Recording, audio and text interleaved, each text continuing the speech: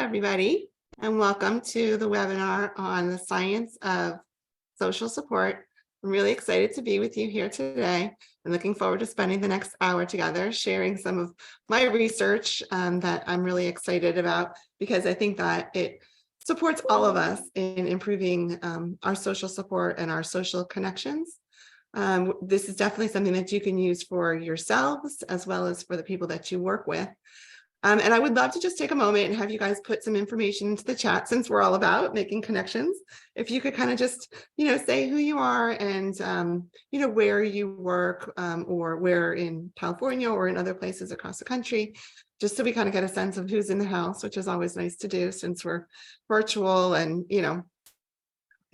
connecting in any way that we possibly can. So I'll start off with just telling you just a little bit about myself. And who I am and why I do what I do.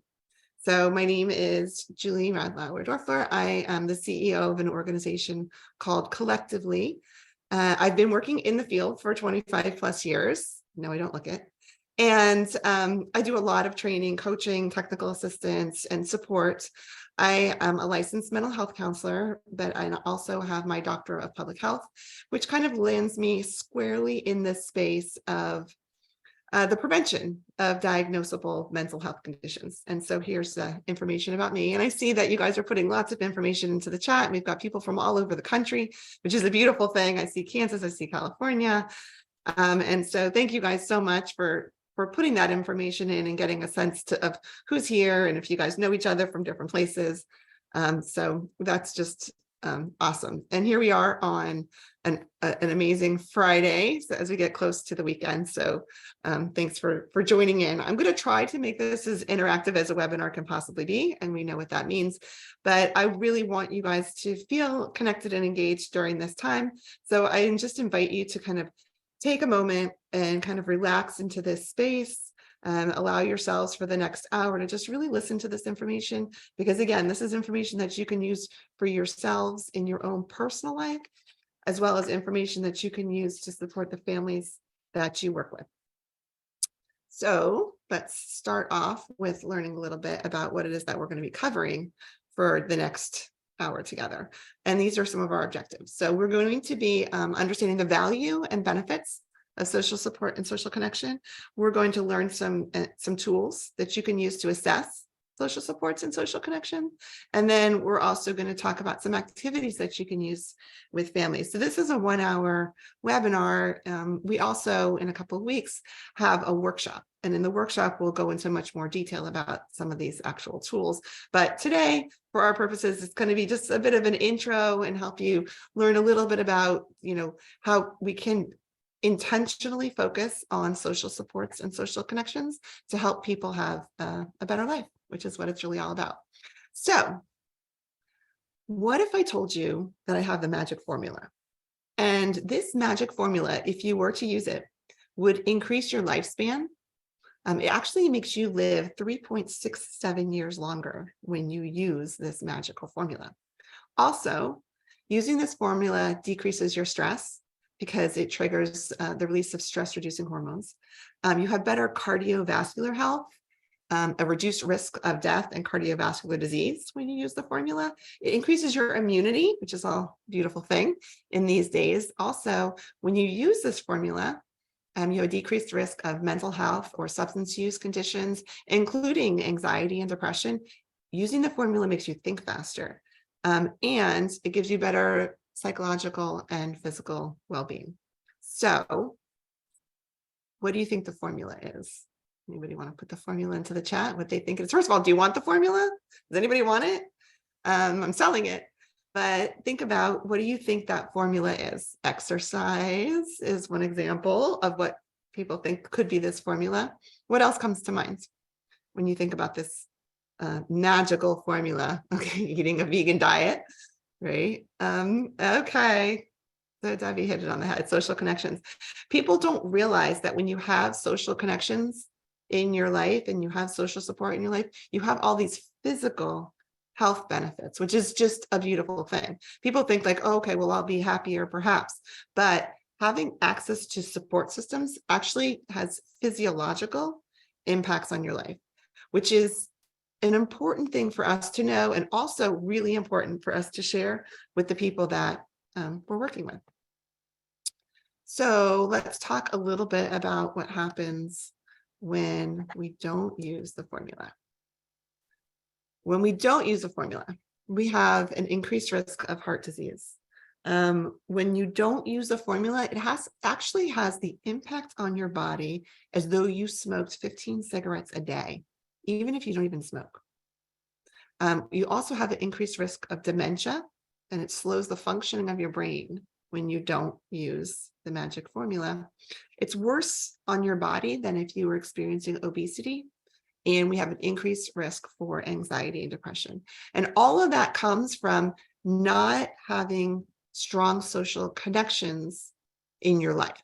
Okay, so when you sit and talk to families about what do their support systems look like, oftentimes many families feel like, well, this is ancillary. I need access to formal services or formal, treatment services, but they don't recognize the benefits to having these support systems in their lives. And so sometimes being able to explain physiologically what the benefits are makes people kind of stop and pay attention and say, like, okay, maybe I do need to focus on, let me lean in on this a little bit, because it does make a difference. So we're going to do a little activity together.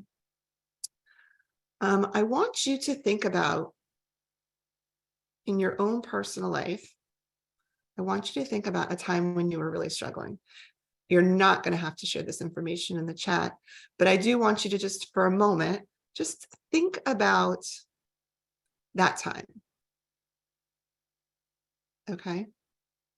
And think about, how did you get through that challenge? How are you here today in this awesome webinar on a beautiful Friday, gainfully employed and happy and healthy? How did you get through that difficult time? What were the things, who were the people, what were the places that helped you get through? And we're going to do a brief poll. So if we could please launch the poll. I want you to identify how you got through that challenge in your life.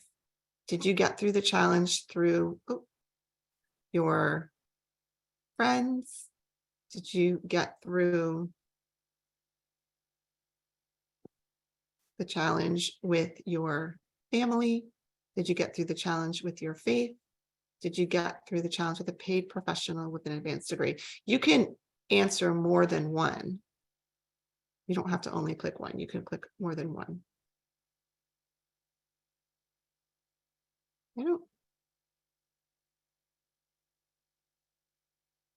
Okay.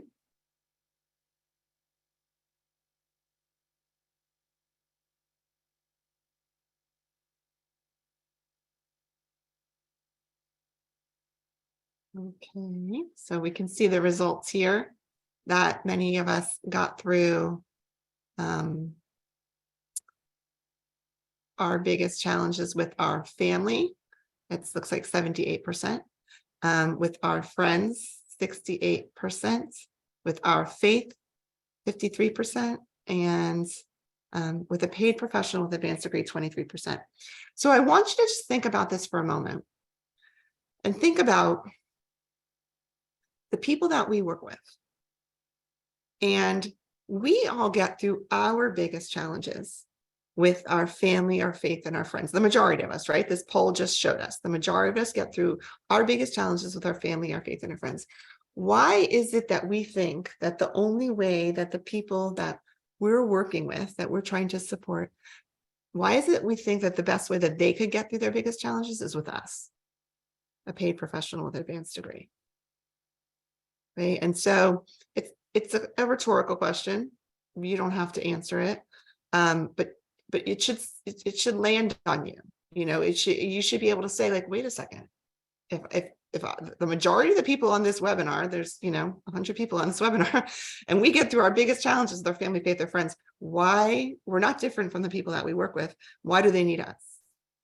And that should be a moment where you realize, actually, in reality, they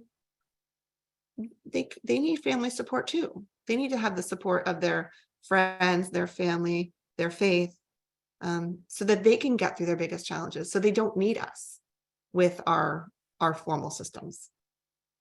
Okay. Any thoughts about that? I see a little bit of chatter in the box about, in the chat about, like, excellent point. I think one of the big mistakes that we tend to make is thinking that the majority of people that we work with, they don't have support systems. That might be true. Some of us live in transient areas where families come and they literally know nobody. And that's a true thing, right? And those people absolutely need to have support of formal systems. Other times, though, we might say, well, the families that we work with, they don't have positive support systems. I'm just going to push back a little bit on that one. I think that some people might look at some of our support systems and say that those are not such positive support systems either, right? If an outside person's looking in. And so it's not really up to us to judge per se about somebody's support systems, whether they're functional or not functional and all of that. It's just to figure out, like, do they have support in general? Are there people that can lean in with them? And if not, then our responsibility doesn't become to provide them a service. Our responsibility should be to help them get connected to support systems. That should be part of our role. And I think as professionals, professionals in these spaces, we feel like that's not our job. Like, it's not my job to help you find a friend, or it's not my job to get you connected to your faith community. And so in reality, is it my responsibility to go to church with somebody or go to a place of worship with somebody? Not necessarily. But if somebody feels that they want the support from a faith organization, and we know that having that support gives them better mental health, and our responsibility is to help them have better mental health, doesn't it make sense that we would connect them to a faith? You're right. So the way that we think we're supposed to help somebody, we might have to shift that a little bit and learn to bring this support aspect into the work that we do. And the other thing I'll say is that when we are able to help people reach, gain support systems and gather the kind of support that they need, it's sustainable, right? So beyond the life of working with us, they will have that support on an ongoing basis. And when you think about what's happening in our systems these days, we don't have enough capacity. There's so many people struggling with mental health. There's not enough capacity in the system to support all the people that are struggling with mental health, Now, there are some cultural challenges. I see somebody put into the chat, there's some people that don't want other people in their communities to know what's happening with them. 100%. And that's a huge barrier. Those same people don't want other people to know that they're going to therapy sessions either, or involved in the child welfare system, right? So that too is a challenge, right? There's challenges in every direction. And I think, like, our responsibility is we need to do this in addition to whatever else that we do. This needs to be part of what we do, because it will create the sustainable change that we're really looking for with people. And that's the goal. Okay. So move on to the next slide. Good job, you guys. Thank you for participating in all of that. So I want to spend a little time talking about something called the social influences of mental health. And so this is research that I've been working on for a couple of years, and it really focuses on that there are, 5 social aspects in our lives that we can lean on in order to help us have improved mental health. And so I'm just going to walk through these quickly. The first one that I would like to talk about is having social connections, right? And so I've already mentioned that, when you have social connections in your life, you live longer. In fact, research demonstrates 3.67 years longer when you have social connections in your life. And that's a beautiful thing. Now, social connections really relates to the one-on-one connection you feel with people, which is different from social support. Right. So social support is more about, do you have people that can support you in times of need?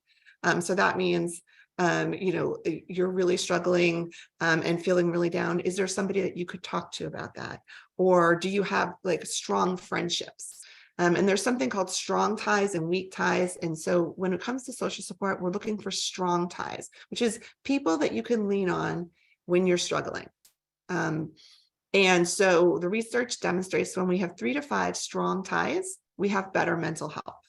So when you think about the people that you're working with, or even think about yourself, who are your people? Do you have 3 to 5 people? If you do, then you should feel secure and grounded, more secure and more grounded in this world.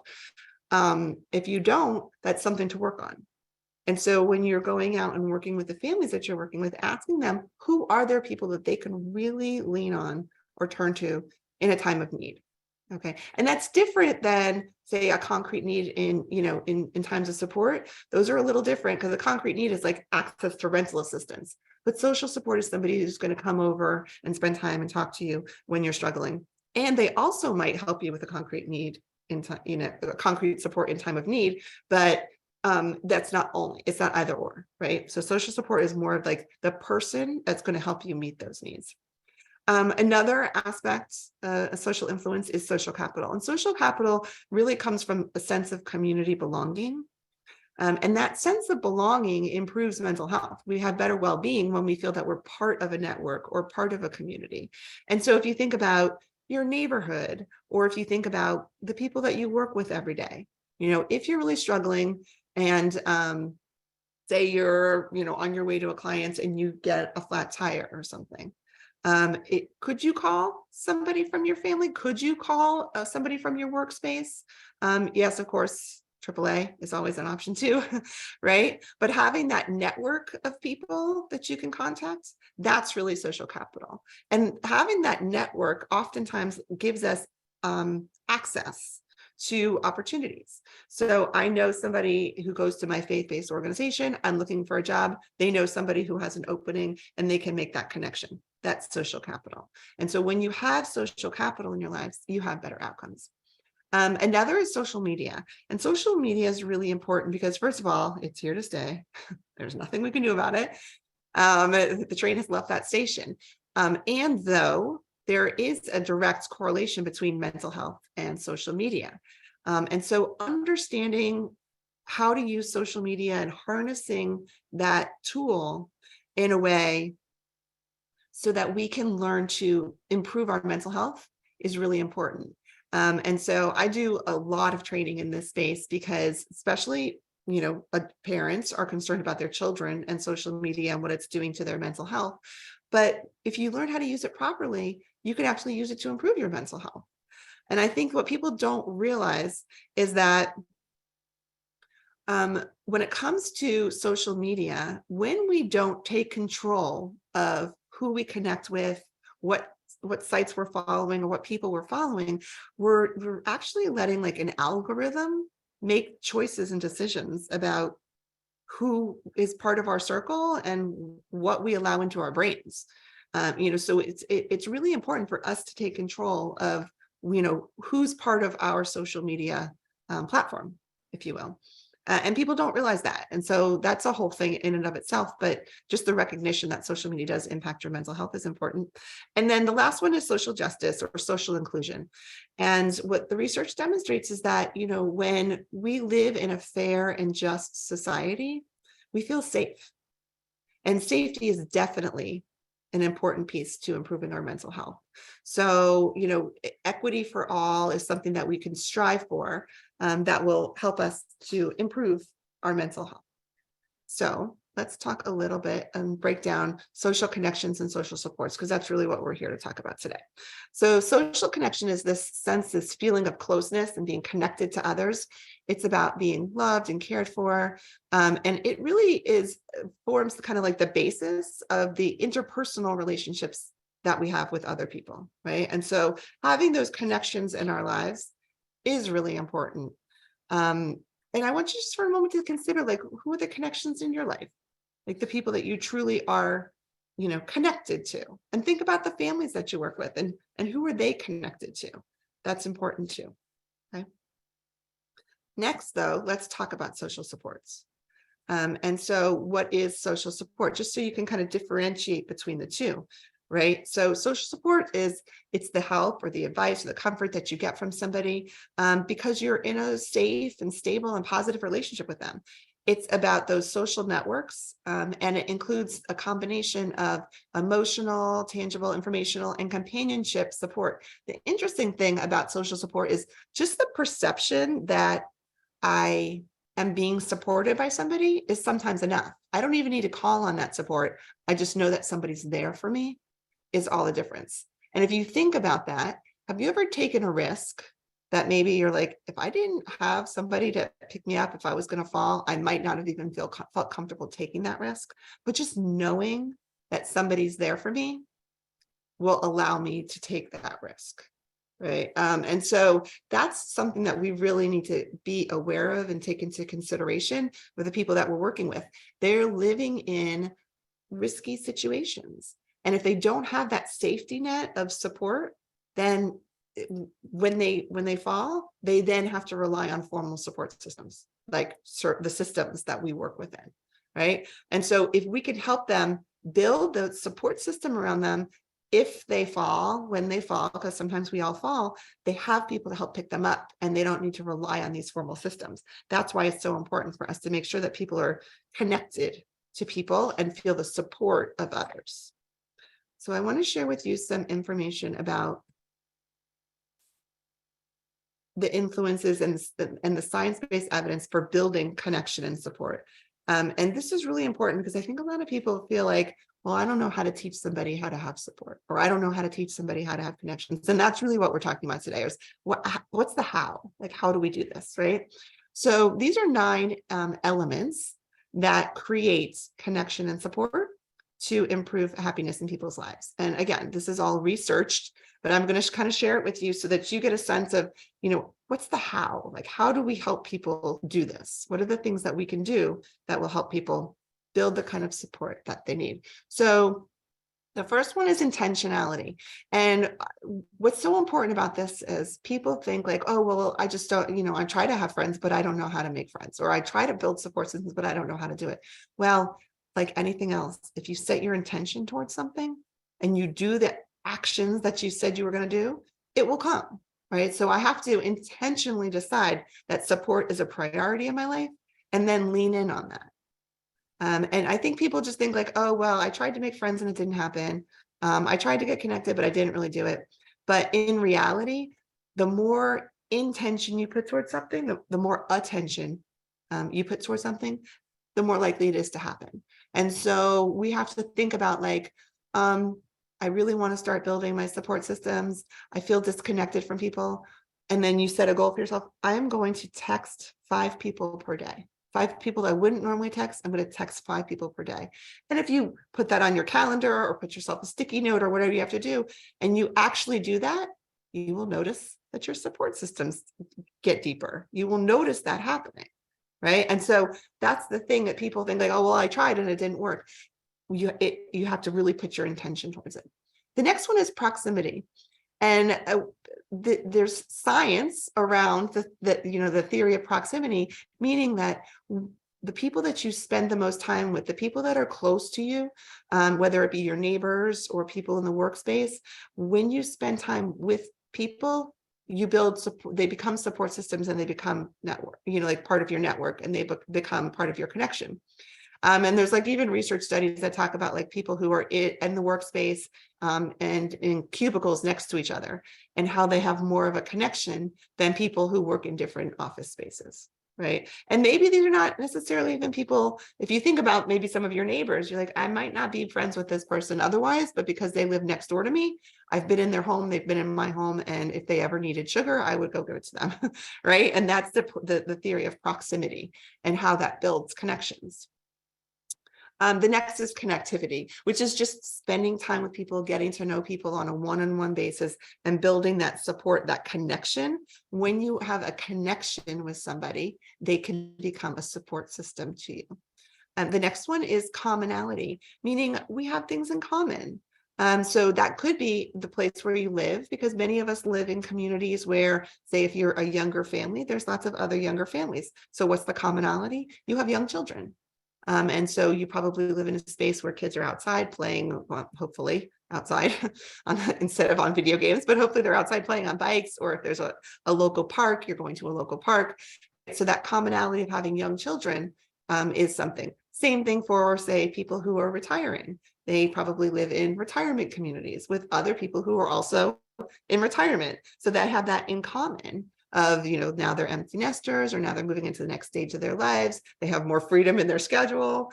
And so that's that commonality. And so when you're trying to build support and build connections, having something in common with somebody is a beautiful thing. That's why we say things like, try to identify what the strengths are for the people that you're working with.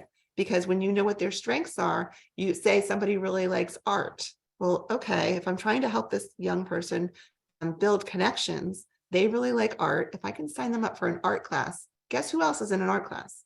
Other youth that also like art.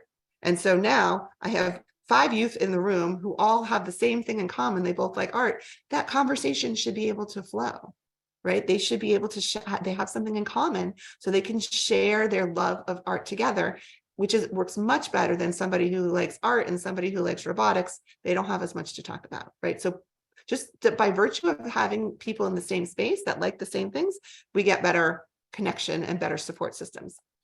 Being vulnerable. And so Brene Brown says vulnerability, it is the entree, the gateway to intimacy, right? To getting to know people. So helping people learn how to share their, what makes them nervous or what makes them uncomfortable or happy or sad.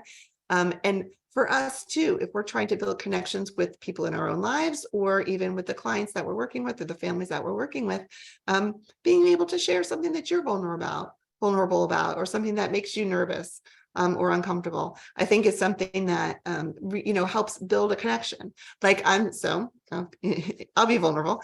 I'm about to do a TED Talk, which makes me very excited and nervous.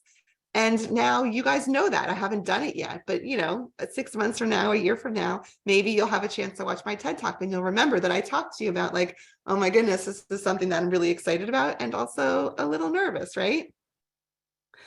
And see, now I'm getting positive props in the chat. So thank you very much for that. So the next is dependability. Thank you guys for the love. I feel it. So dependability is really all about like doing what we say we're going to do, right? Showing up for people when we say we're going to show up for them.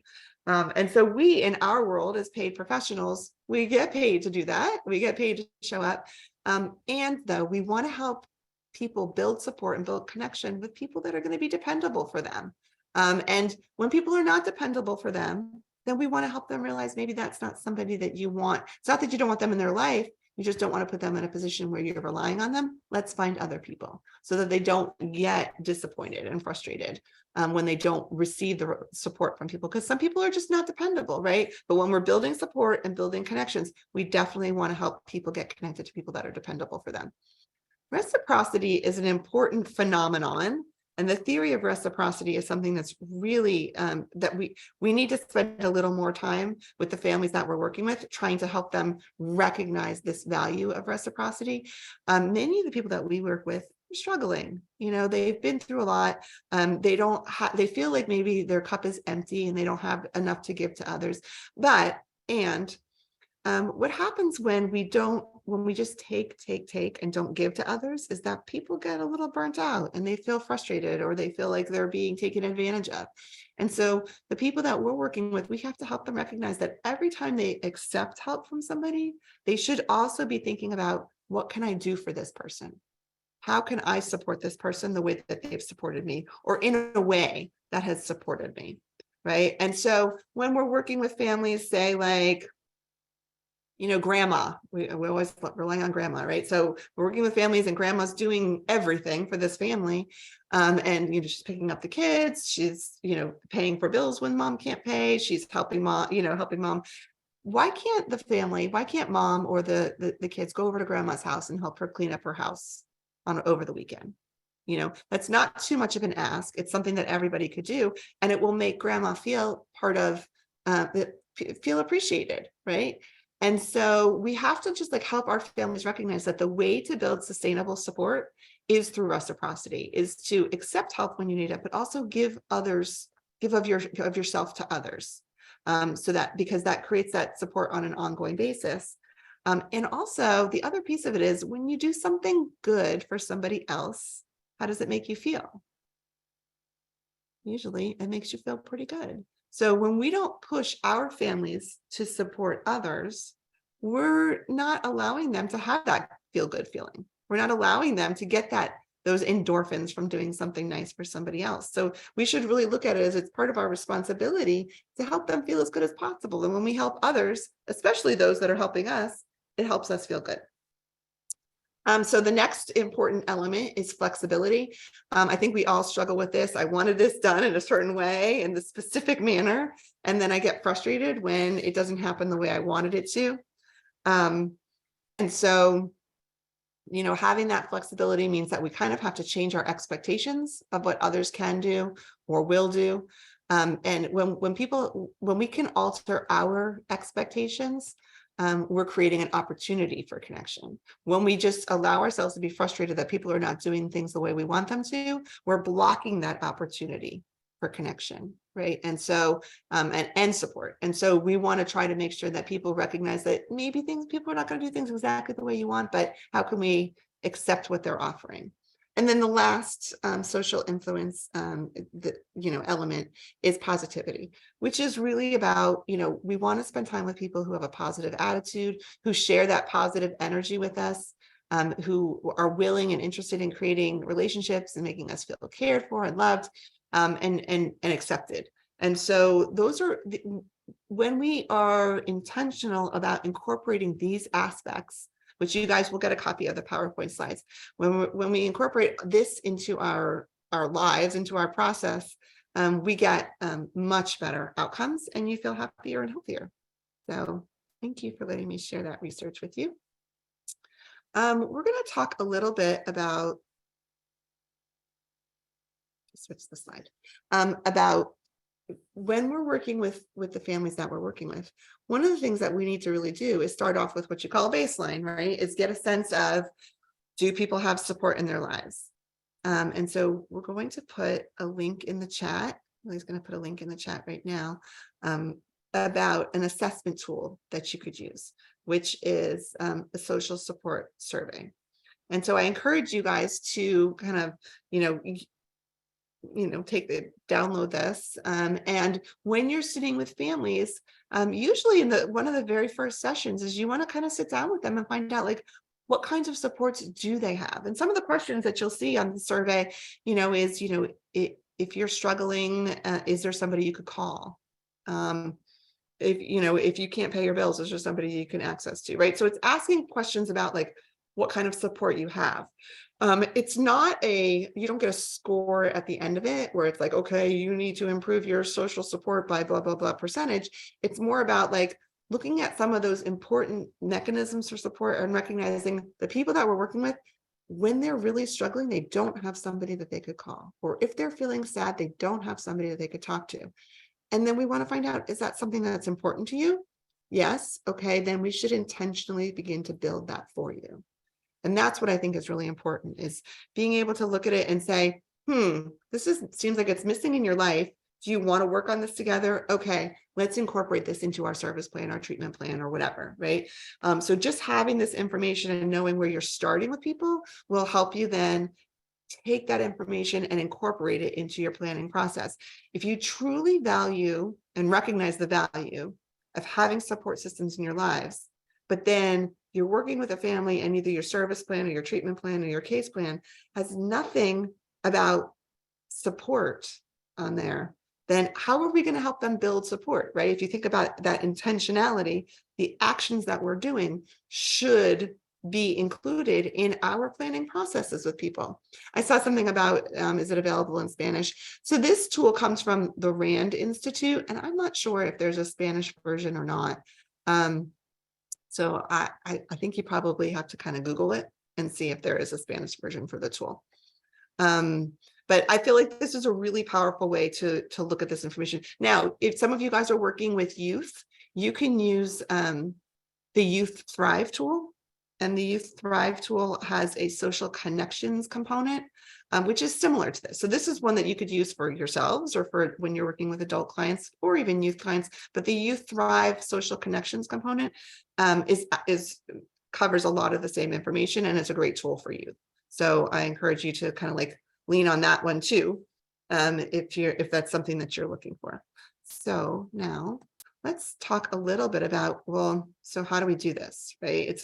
It seems like easy. Oh, sure, I'll just help people build connections, but it's not that easy. It's really not that easy for me to tell you, like, let me help you find some friends, like, how am I going to help you find friends? But I'm going to share with you a couple of important tools that you can use that will help you with the families that you're working, help them get access to supports.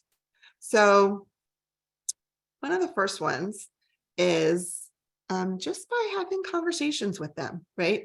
So finding common grounds. And if we can do this, if we can start our conversations talking about things like this, we can actually teach people how to build connections. If you think about when you're trying to meet a family for the first time, a client that you're working with or a family, you go out there and you do a biopsychosocial assessment, and we ask them all kinds of really super personal questions. Questions about their finances and questions about their family constellation and who they talk to and who they don't talk to, and maybe even personal physical questions about like their birth, their childbirth, and right, very personal. But we don't really take the time to stop and slow down and get to know them. And so when you ask questions like these are the kinds of questions where you're really going to get to know somebody. And so you want to model this. So if I'm going to meet with a youth for the first time, yes, I do have the biopsychosocial assessment, the social assessment that I probably need to complete for my organization. And also, though, I want to know, what are their favorite snacks? What do they like to watch on TV or YouTube, or who do they follow on social? Or what does just a regular Saturday look like for them? And when you ask questions like these, you really get to know somebody. So if I say to you, what's your favorite snack? And you say to me, oh my gosh, my favorite snack is Doritos. So now I know that information. And either one, I can join with you on the fact that I too love Doritos, or I can say, the next time you do something good, I'm going to bring you a bag of Doritos. And that goes so much further with somebody just because we had this conversation and built this connection, right? I have teenage boys at home. And one of my boys is, loves TikTok. Well, I can get frustrated that he's spending so much time on TikTok and all he wants to do is look at TikTok. Or I can sit next to him and be like, show me the funniest thing you saw today. Right. And when I do that, I'm able to connect with him on his level. Now, as a mom, I'm rolling my eyes and going, oh my gosh, you really thought that was funny. Right. But in reality, what I'm saying to him is, tell me what you thought was so funny about that. Like what made you laugh about that? And then I'll show him something funny that I'm looking at, on my social, and he'll roll his eyes and go, oh my gosh, you're such a mom, but we're making a connection because we're talking about things that are important to us. And so doing things like that is a way to then, teenage boys, it's a way to make a connection, which, if anybody here has teenage boys, that usually you just get like a grunt. So it's nice to have like an actual conversation. And then what does a normal Saturday look like for you? That is such an amazing question, because for many people, that might be when they get connected to their faith. And so you don't have to say like, do you go to church? You're just finding out what they do on their weekend, which tells you, do they have opportunities for support in their lives? If I do nothing on a Saturday and I just sit around the house, that's different. If I go to the park because my kids are involved in sports, or if I stop by church, or if I run errands and I visit this person, it tells you what kinds of supports I have in your life. Anytime I'm talking to families, of course, I want to know what their biggest challenges are. I'm always sniffing for supports. I want to know, who are the last couple of people that came to your home? I want to know, when you're celebrating your holidays, who are you celebrating your holidays with? Not just because I'm nosy, but because I want to know, do you have support systems in your life? And if you don't, that tells me what I need to work on with you, right? That tells me how I need to build that, because when you have support in your life, you don't need me. And that's my goal, is I don't want to have to be part of your life. I want you to be able to have your own life without having to have formal systems and supports in there. So I want to share with you another tool. So this is an ecogram, and many of you have probably seen ecograms in other ways. There's lots of different ways to look at ecograms, and looking at genealogy and all of that. The way that we can use an ecogram in terms of support is to find out from people in the different aspects of their life what kind of support they have. So I might use this tool, like in the middle, the kind of limey green color.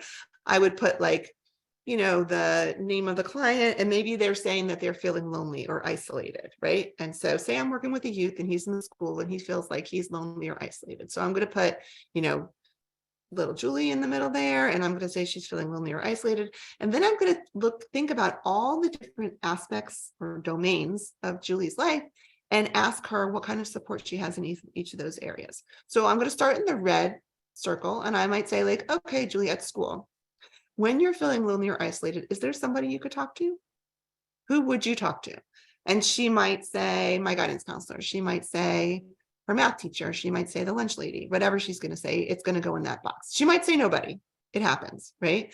So then I'm going to go to the orange circle, and I'm going to go, okay, at home, where you live. If you're feeling lonely or isolated, who would you talk to? And she might say my mom. She might say my brother. She might say my dog, right? She might say nobody. Then in the yellow circle, okay, in your extended family, so not the people who live with you, but other family members, if you're feeling lonely or isolated, who would you talk to? And she might say my grandma, she might say my cousin, she might say nobody. Right? Then we go to the green circle, and I'm going to say, okay, in your faith community, if you're feeling lonely or isolated, there's somebody you would talk to. And she might say the youth pastor. She might say, oh yeah, I have a friend that I've gone to church with forever. She might say, I don't go to church. She might say, I don't feel connected to anybody in my church. Then we'll go to the royal blue. And I could say, okay, in your neighborhood, when you're walking around your neighborhood, if you're feeling lonely or isolated, is there somebody you would talk to? And she might say, yeah, there's a lady that lives a couple blocks down or a couple houses down who sits on her porch. Sometimes I talk to her. Or yeah, when I walk my dog, there's a neighbor that also walks their dog. So I'm going to put that name in the blue, right? Then we could go into at the community level. So are you involved in any extracurricular or any sports or any activities like that? And, she might say, I used to do art classes. Okay, do you talk to anybody there? I guess maybe my art teacher. Okay. We could even say social media. If you're on social media and you're feeling lonely or isolated, is there somebody you've made a real connection with on social media? Okay, we could put that in the purple. So everybody's domains are different because some people go to faith organizations and some don't. Some people have extended family, some people don't, right? So these circles are different, but the questions are the same, and you're going to put information in each of the questions. So one or two things is going to happen after doing this activity. Either one, you're going to realize, and Julie's going to realize, I have more support than I realized. Wow, look at all these people that are actually here for me. If I really need something, I just need to lean out and talk to them.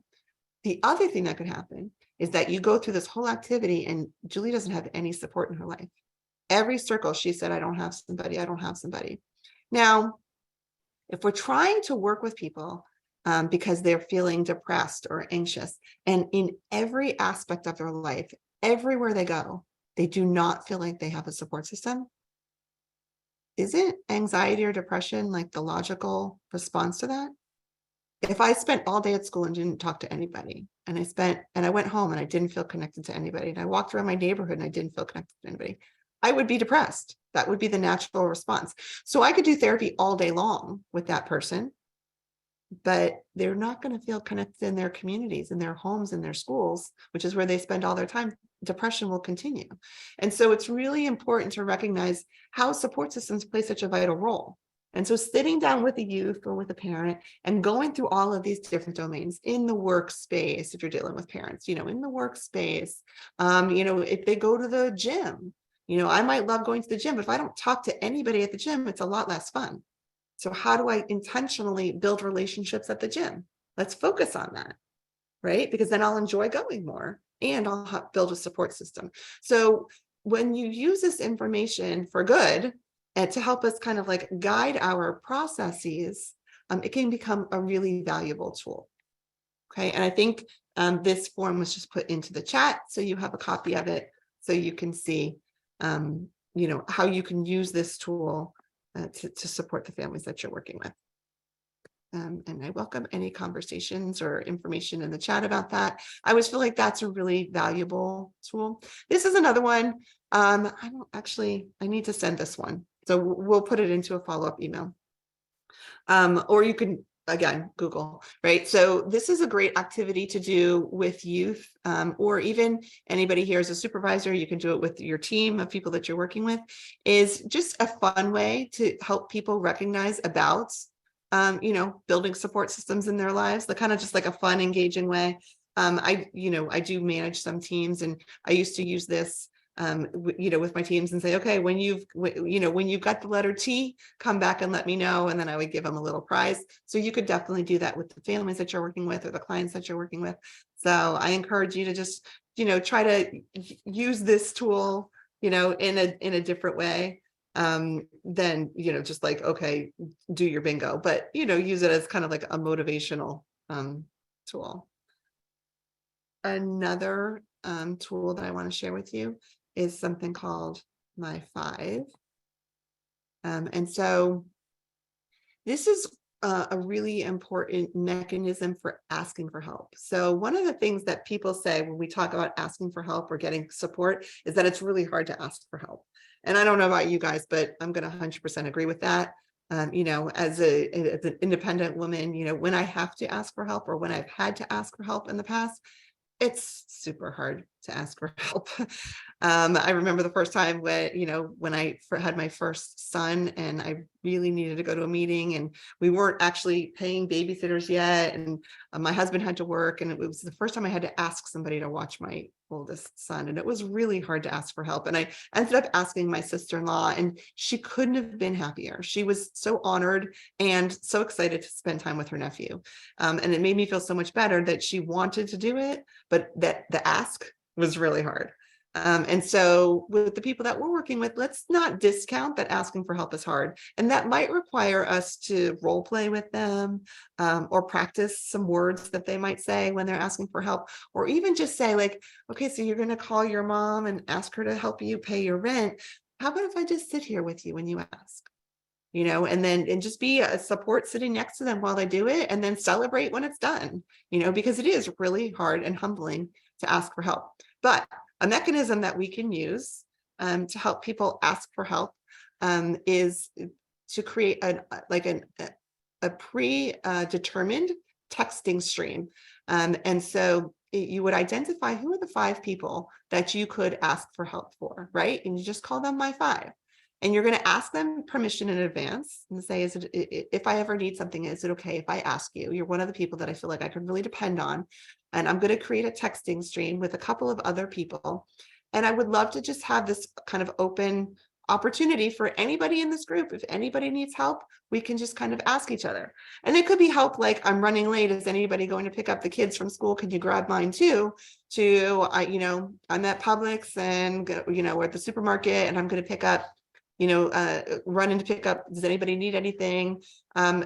Or it could be something big, like, I'm really struggling right now and I really need a friend, right? But when you have this pre-created texting option, and it's only for the purpose for asking for help, you'll see that it's much easier to ask for help, right? You don't have to go kind of like out on a limb and say, make that phone call and like the way that I know this works is, so my husband, he's, big macho guy. And when we first had our children, he didn't want to ask, anybody for help. He didn't want to ask his mom even for help. And so if we wanted to go out for dinner or something, he'd say like, well, can you call my mom and ask her? It's like, why do I have to call your mom? I'll call my mom, you call your mom, right? But so once he realized that it was easier to ask through a text message than it was to actually pick up the phone, he became much more comfortable asking for help. And so whatever tools we have to use to help us be able to create that opportunity for support, that's what we'll use. And this is a great tool to help families feel more comfortable asking for help. And you can also talk to them about like, well, what kinds of help do they want and how would they feel comfortable asking for help? All of those things are it's different for every person. It's different for every family. So as we're winding down, I just want to share just kind of an important thought. So I'm going to read this to you twice. First time, just kind of hear it, let it land on you. So a person in need of support looks a lot more like a person in need of treatment than a person that has support. Okay, I'm going to read it one more time. A person in need of support looks a lot more like a person in need of treatment than a person that has support. So the message there really needs to be that when we don't have support systems, we end up getting involved informal systems. And so from a prevention perspective, you want to get ahead of it. And you want to help people build support systems before they need to access formal systems. So if I'm really struggling, with my substance use, and my children are at risk because of that, if I had somebody to watch my children on a day when, I'm going to go out and party, then I wouldn't be involved in the child welfare system. Right. But if I don't keep my children safe, that's when potentially I can get involved in systems.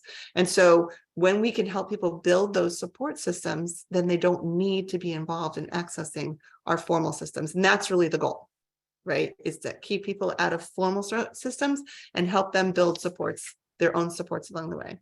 So as we finish up on a Friday, I'm going to ask you to do something. I want you to think about in your own personal lives, somebody who supports you or somebody who you feel very connected with. And I want you to just take a moment and pick up your phone. We all have our phones like right in front of us, right? Pick up your phone and send that person a text right now. Just send them an appreciative, thank you so much.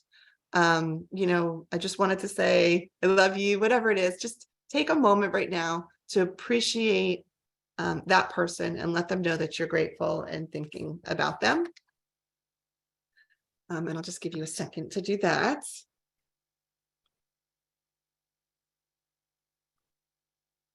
And then if you want, you can, usually what happens is, that the theory of reciprocity happens naturally, organically, and you'll get a text right back saying, thank you, or what did I do? Or something like that. But nonetheless, you have shared your positive energy with somebody, and they'll do the same, right? They'll do the same for you. And so speaking of connecting, I invite you to connect with me on social media. Always difficult to talk about how social media is not good for your mental health, but then invite you to join me on social media. But nonetheless, here's my information and one of those QR codes, so you can kind of do that with your phone and connect. I do share a lot of information on LinkedIn and Instagram about social connections and how to build support and connections in your life, because that's really, a main focus of the work that I do, is to support others. And that's pretty much it for me. I know that we're going to finish off with some kind of like final Caltrin information, but I am here if you have any questions in the chat.